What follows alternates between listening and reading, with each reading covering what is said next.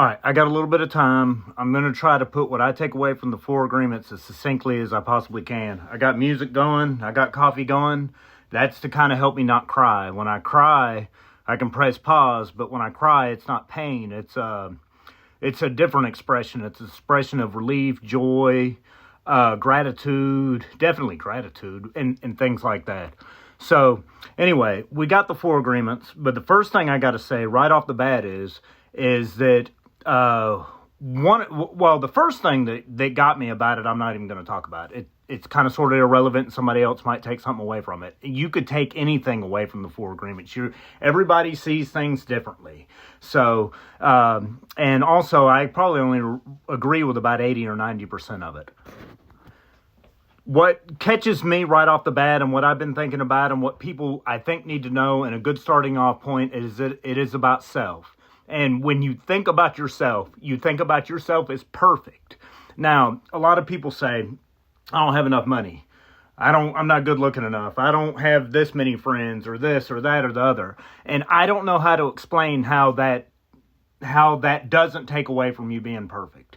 But it does. And I can't explain why it works. I just know that it works. A lot of this stuff I can't explain. I can't even explain it in my head, but I know it works. The only thing I can say about you not being good looking enough, or you not being rich enough, or you not this, that, and the other, they are abstractions. They are totally abstract. One way you can look at this is, and I don't think it's the best way to look at it, it's the only way I know how to explain it is, well, we're born in a time when we have stuff, when we have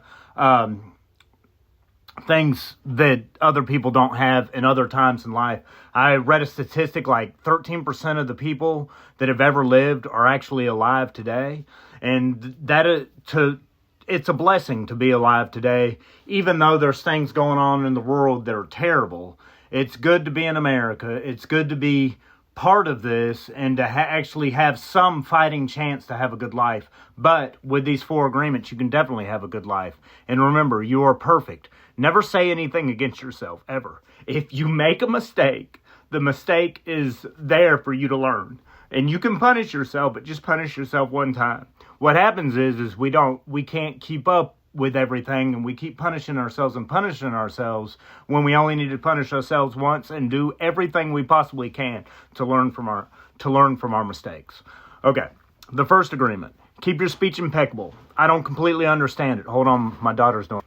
I was watching a video yesterday where they were saying part of and it wasn't the author, but it was saying part of keeping your speech impeccable is not saying something behind somebody's back that you wouldn't say to their face. Maybe that kind of sort of makes sense.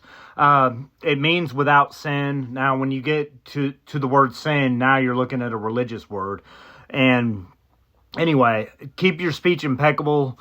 It's something that you just work on every day. You always try to find ways to speak good to others, speak good to yourself. Always tell yourself, I'm beautiful, I'm worthy, I'm this, that, and the other. Never, and if you got to tell yourself 1,000 times that you're smart, that you love yourself, that you're good, if you got to do that, you got to do that. But there's a Bruce Lee quote, and he says something to the line of, if you speak bad about yourself or good about yourself, your body and your brain doesn't know the difference. And there's some truth to that. So always speak good about yourself. So the first one is always keep your speech impeccable. The book says it's the hardest one to keep. And I work on it every day. I try to, and he said speak in truth and love. And I try to do that for whatever it is. Because if we love somebody, we're always going to speak good about them no matter what.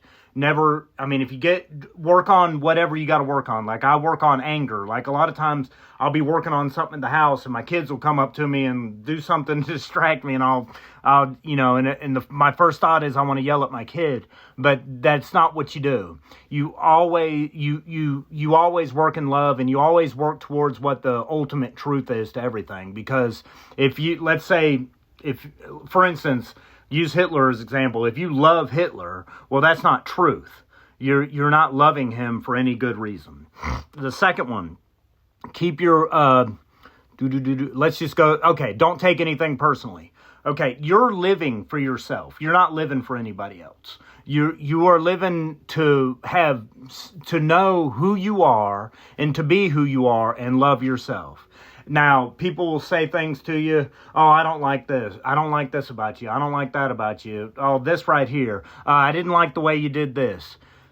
Don't take it personally. When people say things, and let's say, for instance, somebody's saying something to you and they're trying to help you, that's one thing. But if somebody comes up to you on the street and says you're stupid, they're not calling you stupid. They're calling themselves names, because that's all. Because anytime you speak badly about somebody else that's not in truth or love, you are speaking against yourself. You're not speaking against them. So let me fix this up here. The third one is never make assumptions. It goes back to a lot of the things that we were talking about. Don't take anything personally. So you can't make assumptions about what other people are thinking. You can't make assumptions about the universe. You can't make assumptions of what's going to happen tomorrow. You have no idea. You have no idea. You only know what you know. You don't know things that are out there. So, I mean, anything could happen tomorrow. You could die in a car wreck. You could inherit $1 million. Anything could happen. So, anyway, the fourth one, always do your best. If you always do your best, there's nothing you can do against yourself.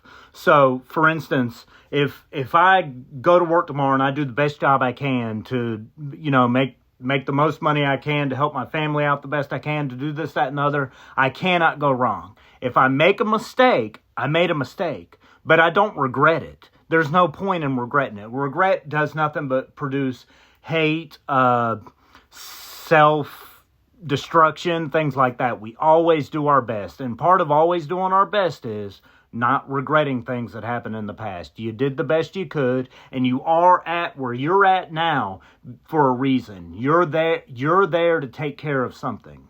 The big thing about what they talk about in the 4 agreements, and what I quote all the time, is I just want to end needless suffering. There's suffering out there that's going to happen. There's going to be homeless people. There's going to be poor people. There's going to be sick people, all this stuff. It's the needless suffering that we need to get away from. The needless suffering is, I'm not good enough, or this person's mad at me, or this, that, and the other. They're all abstract. They're all away from you. Focus on you. You are you, and you are you for a reason. Find out who you are. Don't worry about what other people are.